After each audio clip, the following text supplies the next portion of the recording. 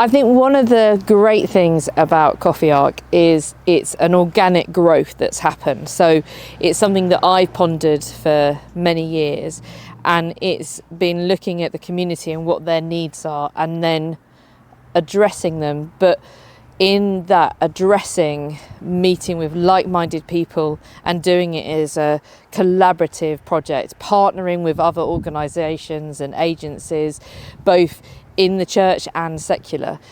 And in doing that, empowering people to change things around them. So you don't need a Land Rover.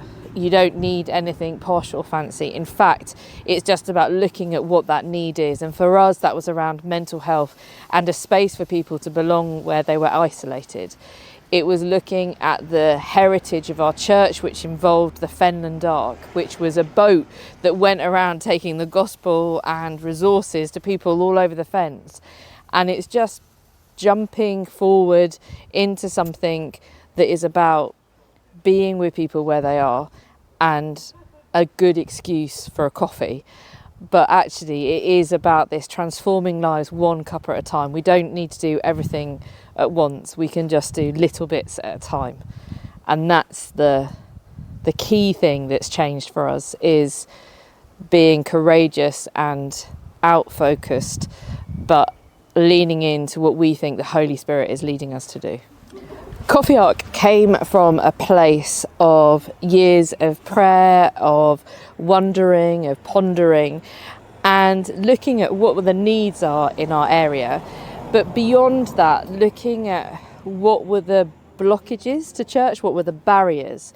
And so with a group of like-minded people, we decided to discuss and work out what that could look like.